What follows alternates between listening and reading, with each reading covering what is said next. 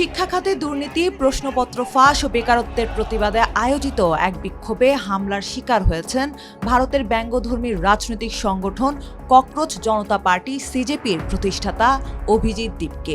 15 জন রাজস্থানের জয়পুরে অনুষ্ঠিত কর্মসূচিতে তাকে প্রকাশ্যে চড়-থাপ্পড় মারার ঘটনা ঘটে। গত 6 জুন দিল্লিতে এক বিক্ষোভ থেকে সিজেপি ঘোষণা দিয়েছিল শিক্ষামন্ত্রী ধর্মেন্দ্র প্রধান নিট ও অন্যান্য পরীক্ষার প্রশ্ন ফাঁস এবং শিক্ষা ব্যবস্থার বিভিন্ন অনিয়মের দায়ে 1 সপ্তাহের মধ্যে পদত্যাগ না করলে দেশজুড়ে ছড়িয়ে দেয়া হবে আন্দোলন।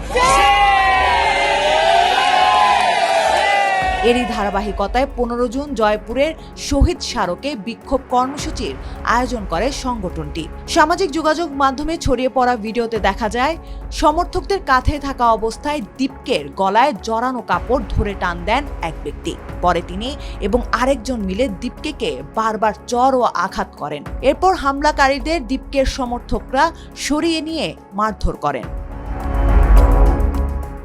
ঘটনার পর সামাজিক যোগাযোগ মাধ্যম এক্সে দেওয়া এক পোস্টে দীপকে বলেন, সহিংসতা আন্দোলন থামাতে পারবে না। শারীরিক হামলা ভয় ও কাপুরুষতার বহিঃপ্রকাশ। আমরা শান্তিপূর্ণভাবেই আমাদের কণ্ঠস্বর তুলে ধরতে থাকব। শান্তি ও ভালোবাসা দিয়েই এই লড়াই চালিয়ে যাব। তবে ধর্মেন্দ্র প্রধানকে অবশ্যই পদত্যাগ করতে হবে।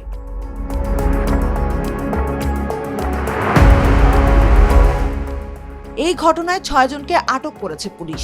জয়পুরে বিধায়কপুরী থানায় জিজ্ঞাসাবাদ করা হচ্ছে তাদের। পুলিশের এক কর্মকর্তা জানান, হামলাকারীদের পরিচয় ও হামলার উদ্দেশ্য এখনো নিশ্চিত হওয়া যায়নি। তাদের নাম ঠিকানা সহ অন্যান্য তথ্য সংগ্রহ করা হচ্ছে। পুলিশ সূত্রে জানা গেছে 14 জুন রাত পর্যন্ত বিক্ষোভের অনুমতি পায়নি সিজেপি। পরে শর্ত সাপেক্ষে দেয়া হয় অনুমোদন। শর্তগুলোর মধ্যে ছিল কর্মসূচিতে 800 জনের বেশি অংশগ্রহণ করতে পারবেন না।